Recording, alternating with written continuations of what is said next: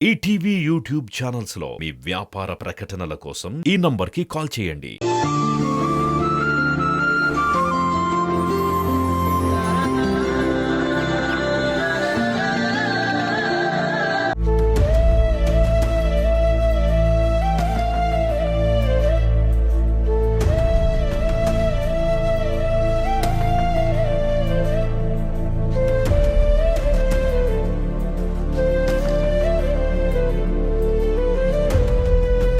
నందు,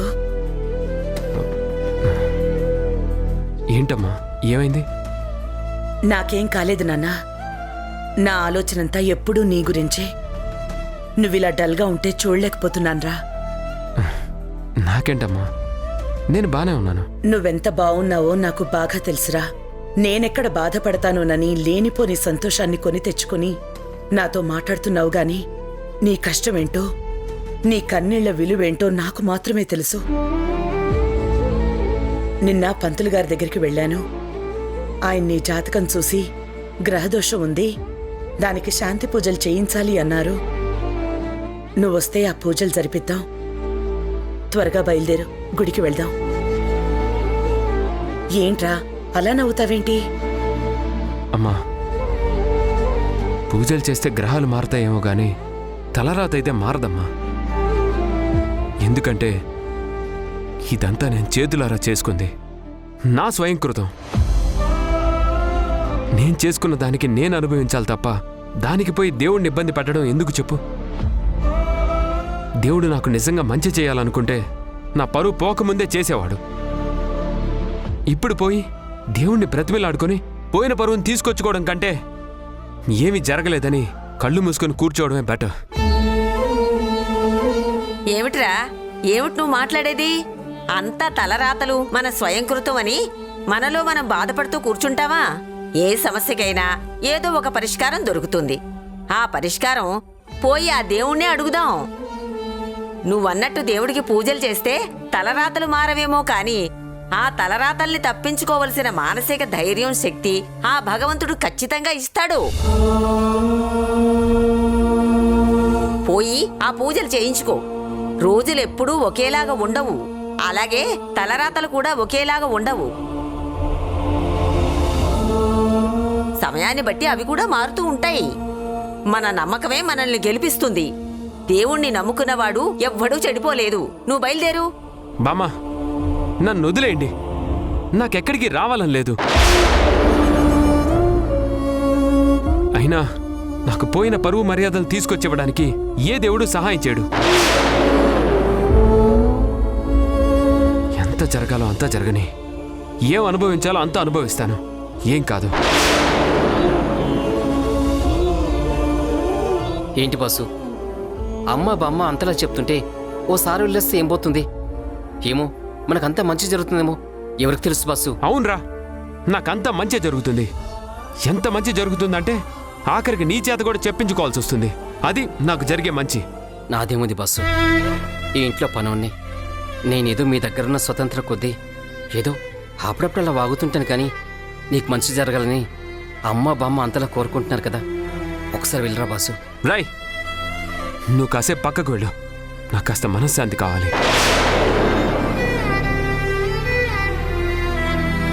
బామ్మ, నేనిప్పుడు ఎక్కడికి రాలేను. దయచేసి నన్ను వదిలిపెట్టు.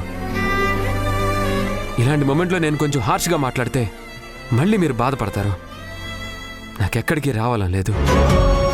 నాకసలు ఇల్లు వదిలిపెట్టి బయటికి వెళ్ళడానికి అసహ్యంగా ఉంది. నన్ను వదిలేయండి, వదిలేయండి.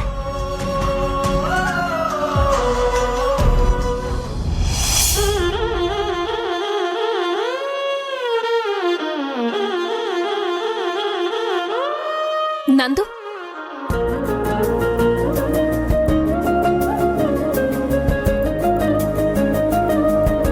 అమ్మా ఆరోహి, ఎంత లక్షణంగా ఉన్నావు తల్లి ఈ చీరలో. బామ్మగారు, ఇది మీకు నచ్చిందా? నచ్చడమేంటమ్మా, ఎంత లక్షణంగా ఉన్నావో తెలుసా? సాంప్రదాయబద్ధంగా ఉన్నావు ఈ చీరలో. థ్యాంక్స్ బామ్మగారు. అమ్మా ఆరోహి, నువ్వు నాకు సాయం చేసి పెడతావా? ఏంటి బామ్మగారు? అమ్మా, అదిగో వాడిని ఒకసారి చూడు. గుడికి వెళ్ళి పూజ చేయించుకుందాం రారా అని చెప్పి పిలుస్తుంటే నేను రానని భీష్మించి కూర్చున్నాడు.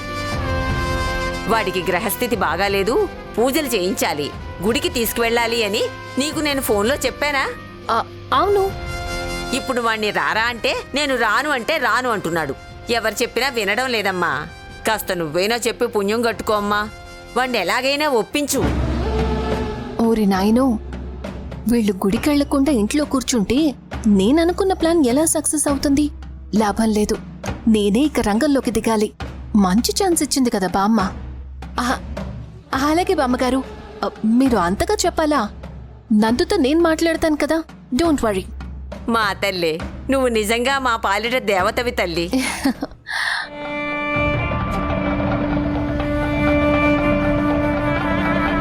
వదినా, త్వరగా రెడీ అవ్వు. నిన్ను బాస్ని గుడికి తీసుకెళ్తారంట.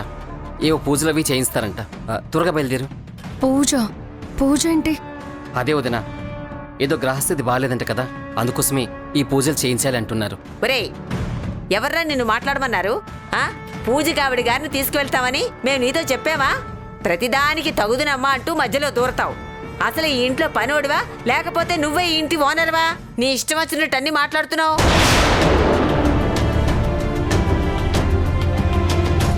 ఆ గుడికి ఎవరు పడితే వాళ్ళు రావడానికి వీల్లేదు. వాడు మాత్రమే రావాలి. వాడి చేతనే ఆ పూజ జరిపించాలి. పక్కన ఈవిడి గారి అవసరం ఏం లేదు. అదేంటి బామ్మగారు, గుడికి నేను రాకూడదా? రాకూడదనే పంతులు గారు చెప్పారమ్మా. మళ్ళీ రాకూడదా అని అడుగుతావేంటి? చూడు మేఘనా, ఈ పూజ వాడొక్కడే చెయ్యాలంట. నిన్నస్సలు తీసుకురావద్దని పంతులు గారే నేరుగా చెప్పారు. కాబట్టి నువ్వు రావద్దు.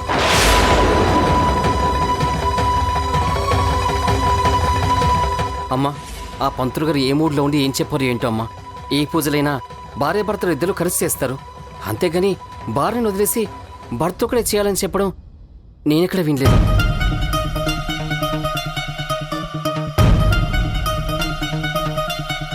ఉండమ్మా, నేను ఒకసారి పంతులు గారికి ఫోన్ చేసి కనుక్కుంటాను. నువ్వు నోరు ముయ్యరా, అక్కడికన్నీ నీకు తెలిసినట్టు మాట్లాడతావు.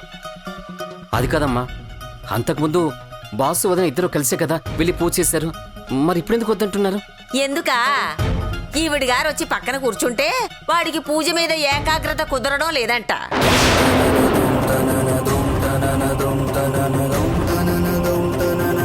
పూజని మనస్ఫూర్తిగా చేయలేకపోతున్నాడు.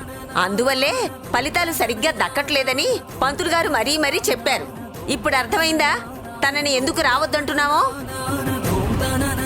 నా వల్ల నందు కాన్సంట్రేషన్ దెబ్బతింటుందా? నేను నిజంగా ఇది ఊహించలేదు బామ్మగారు. ఈ ఇంట్లో ఊహించనివి చాలా చాలా జరిగాయి కదమ్మా.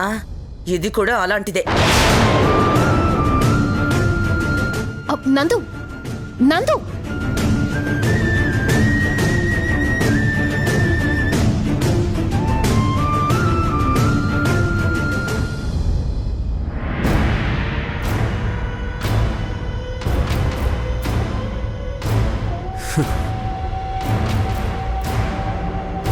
ఏంటి నందు, అక్కడ బామ్మగారు గుడికి వెళ్ళాలి, పూజలు చెయ్యాలి అని చెప్తుంటే నువ్విలా రానని కూర్చుంటే ఎలా చెప్పు? చూడు, మనకి కాలం కలిసి రానప్పుడు భగవంతుడి దగ్గరికి వెళ్ళి దండం పెట్టుకోవాలి. ఏంటారోహి, ఇప్పుడు వెళ్ళి నేను దేవుడికి దండం పెట్టుకుని పూజలు చేస్తే పోయిన పరువు తిరిగి వస్తుందా? జరిగిన అవమానాలన్నీ మాసిపోతాయా? నా మీద పడ్డ నింద క్లియర్ అయిపోతుందా? అవన్నీ అవుతాయో లేదో తర్వాత సంగతి. కానీ ఆ సమస్యను ఎదుర్కొనే ధైర్యం అయితే వస్తుంది. పోయిన పరువు ఎలాగైనా తిరిగొస్తుంది నందు. ఏ, నువ్వొకవేళ తప్పు చెయ్యలేదని నిరూపణ అయితే నేనే ఛానల్లో ప్రత్యేకంగా ఒక ప్రోగ్రాం పెట్టి నా రిపోర్టర్ మీద అన్యాయంగా నిందలు వేశారు, ఎవరో మోసం చేసి అతన్ని కేసులో ఇరికించారు, నా స్టార్ రిపోర్టర్ నందు కడిగిన ముత్యం లాంటివాడు అని నేనే అందరికీ తెలిసేలా చేస్తాను. నందు, ప్లీజ్ ఆ పెద్దవాళ్ళని బాధ పెట్టకు. వాళ్ల మనశ్శాంతి కోసమైనా వెళ్ళి పూజలు జరిపించు. కావాలంటే నేను కూడా నీకు తోడుగా వస్తాను. సరేనా? సరే సరే, అయితే ఫ్రెష్ అప్ అయ్యరా. వెళ్ళు వెళ్ళు.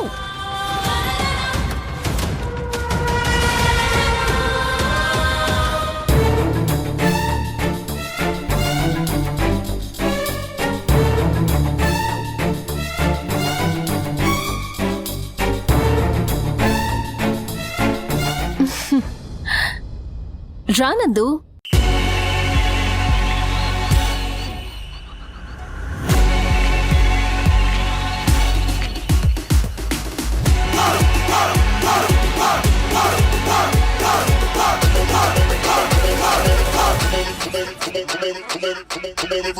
అబ్బా, నా మనవడి పక్కన ఈ అమ్మాయి ఎంత చూడముచ్చటగా ఉంది.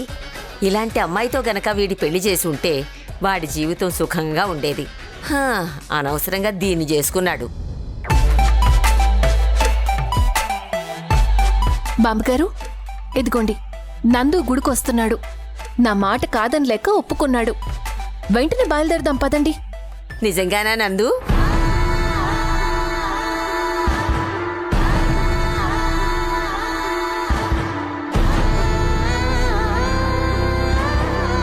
పోనీలే, ఇంతమంది చెప్పినా వినని మనిషి ఆరోహి మాటకైనా కనీసం విలువిచ్చాడు. సరే సరే, ఎక్కువసేపు ఇక్కడ ఉండొద్దు. త్వరగా వెళ్ళి త్వరగా వచ్చేద్దాం. ఒక్క నిమిషం.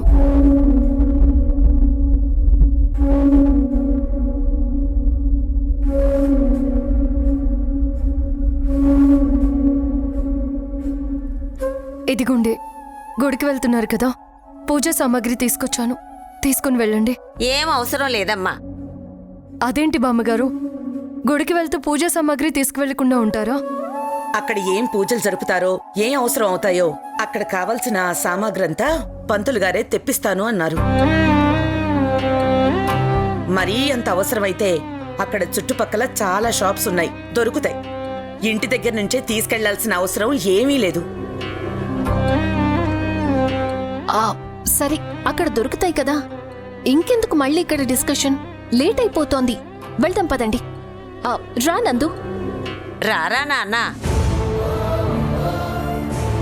ఒరేయ్, నువ్విక్కడే నిలబడిపోయావేంటి? పదరా. మీరు వెళ్ళండి అమ్మా, నేను ఇక్కడే ఉంటాను. ఇక్కడుండి నువ్వేం చేస్తావురా? మీరు పూజలు చేస్తుంటే నేను మాత్రం అక్కడికి వచ్చి ఏం చేస్తాను? ఇక్కడే ఉంటే ఇదిగో వదినకు సాయంగా ఉంటాను. ఇంటి పనులు వంట పనులు ఉన్నాయి కదా. నువ్వేం ఇక్కడ ఉండాల్సిన అవసరం లేదు. అక్కడ గుళ్ళో ఏదైనా అవసరమైతే చేతి కింద మనిషి ఉండాలి. నేను పోయి పూజలో కూర్చుంటాను. ఎక్కడికైనా బయటికి పోవాలంటే పెద్దవాళ్ళు వీళ్ళిద్దరూ వెళ్తారా? నోరు మూసుకొని బయలుదేరు. వెళ్ళు గురు, నాకెవరి సహాయమూ అవసరం లేదు. ఇంటి పనులన్నీ నేను చూసుకోగలను, నువ్వు వెళ్ళు.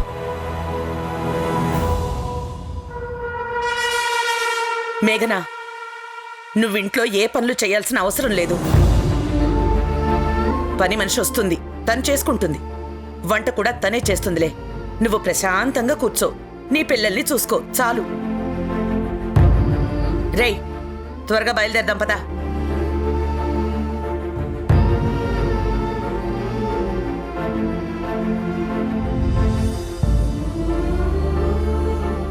సారీ మేఘనా, ఏమనుకోకు.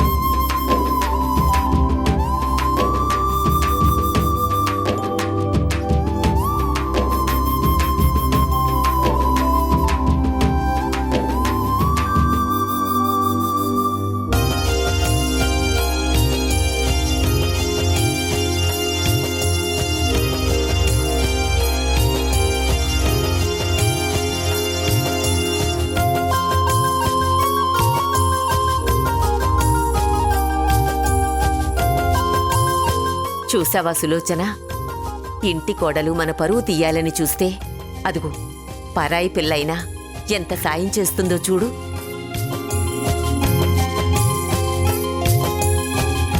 ఎంత గొప్ప మాటందో విన్నావా? నిజంగా నందు మీదున్న నిందలోంచి బయటపడితే తను ఏకంగా ఛానల్లో ఒక ప్రోగ్రాం చేసి అందరికీ మా రిపోర్టర్ మంచివాడని చెప్తానని చెప్పింది. నిజంగా ఆ పిల్లకి నందు అంటే ఎంత అభిమానమో కదా. అవునత్తయ్యా, నిజంగా ఇలాంటి పరిస్థితుల్లో మనకి ఆరుహి ఉండడం వల్ల కొంతలో కొంతైనా మేలు జరుగుతుంది. ఆరుహి గనక లేకపోయుంటే నందు ఏమైపోయేవాడో ఏంటో. ఏంటోనే ముందే గనక ఈ అమ్మాయి మనకు పరిచయం అయి ఉంటే అసలు పరిస్థితులే వేరుగా ఉండేవి. అయినా ఏమోలే, వాడి తలరాత అలా ఉన్నప్పుడు మనం చెప్తే మాత్రం వినేవాడా ఏంటి? వాడు ఉన్న సిచ్యువేషన్లో ఈ అమ్మాయి పక్కనే ఉండి వాడికి మానసిక ధైర్యం ఇవ్వకపోయి ఉంటే ఈ మాత్రమైనా మనిషి మనకు దక్కేవాడే కాదు. అర్ధరాత్రైనా అపరాత్రైనా వెళ్ళి ఆ పిల్లతో కాస్త మాట్లాడుతున్నాడు కాబట్టి వాడు మనశ్శాంతిగా ఉండగలుగుతున్నాడు. లేకపోతే ఏమయ్యేదో.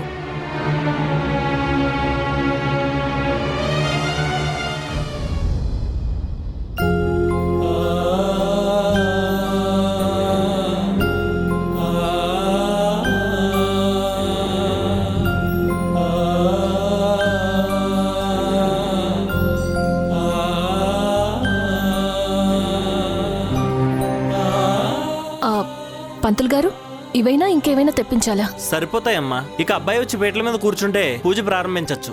అలాగేనండి.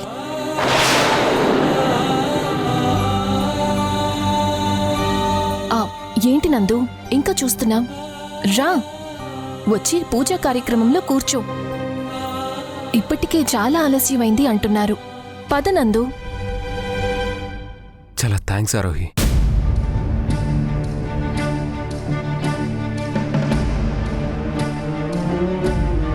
ఏమన్నా?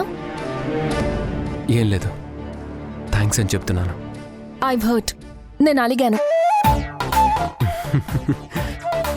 ఈ డైలాగ్ నీకంటే సమంతకే బాగుంది. పరాయి వాళ్ళైతే థ్యాంక్స్ చెప్తారు, ఆయన వాళ్ళకి ఎవరూ ఇలా థ్యాంక్స్ చెప్పరు. నేను నీకు బాస్ అనే విషయం నేనెప్పుడూ మర్చిపోయాను. We are friends. ఫ్రెండ్స్ ఎప్పుడూ ఒకరినొకరు గౌరవించుకుంటారు, ఒకరితో ఒకరు చనువుగా ఉంటారు. అంతేకాని ఇలా ఒకరు చేసిన సాయానికి ఇంకొకరు థ్యాంక్స్ చెప్పడం అనేది ఉండదు. ఇప్పుడు నువ్వు నాకు జస్ట్ ఫ్రెండ్ మాత్రమే కాదు నందు, నాకు అంతకు మించి. నాకు మాత్రం ఎవరున్నారు చెప్పు? ఒంటరిగా ఉంటాను. అమెరికా నుంచి ఇక్కడికొచ్చి నా అని చెప్పుకోవడానికి నాకంటూ ఎవ్వరూ లేరు. సో నీ వల్ల నాకంటూ ఒక ఫ్యామిలీ ఏర్పడింది.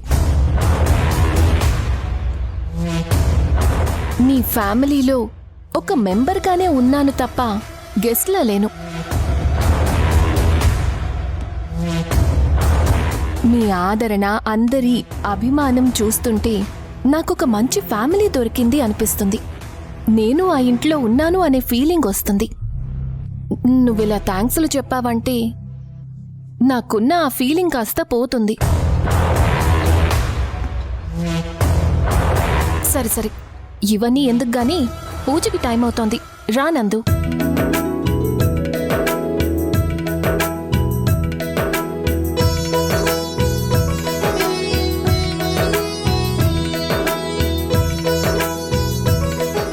బాబు, ఆ బొట్టు పెట్టుకోండి.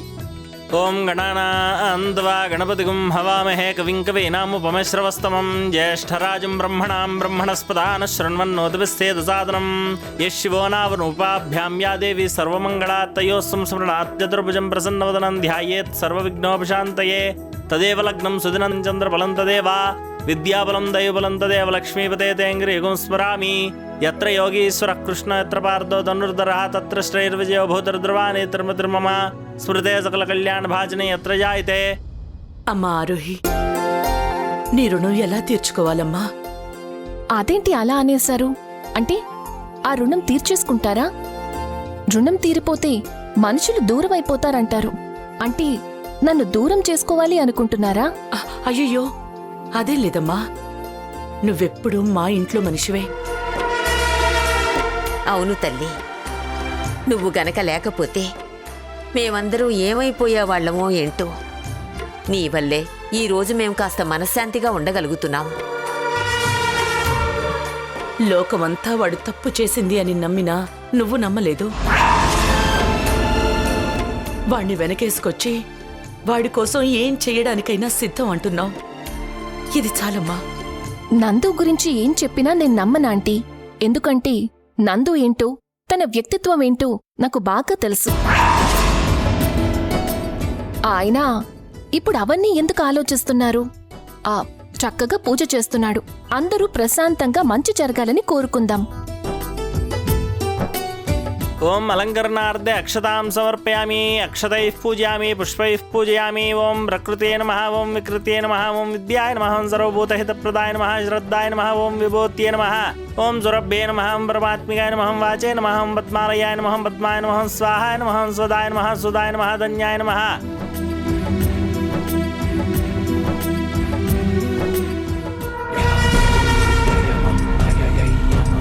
పద్మప్రియాయ నమః, పద్మహస్తాయ నమః, పద్మోద్భవాయ నమః, పద్మసుందరాయ నమః, పద్మనాభప్రియాయ నమః, రమాయ నమః, ప్రసాదాముఖ్యే నమః, ప్రభాయ నమః, చంద్రవదనాయ నమః, చంద్రసహోదర్యే నమః, ఇంద్రాయ నమః, ఇందుశీతలాయ నమః, శుభప్రదాయ నమః, నృపవేష్మగతానందాయ నమః, సుప్రదాయ నమః, వరలక్ష్మీ నమః.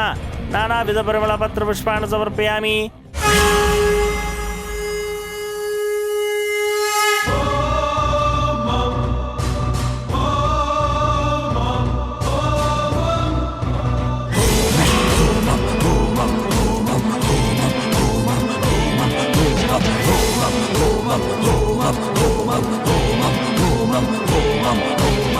ఎవరు? ఏదో అలికిడైందే. ఎవరైనా మనుషులున్నారా? హలో, ఎవరైనా ఉన్నారా? బయటికి రండి.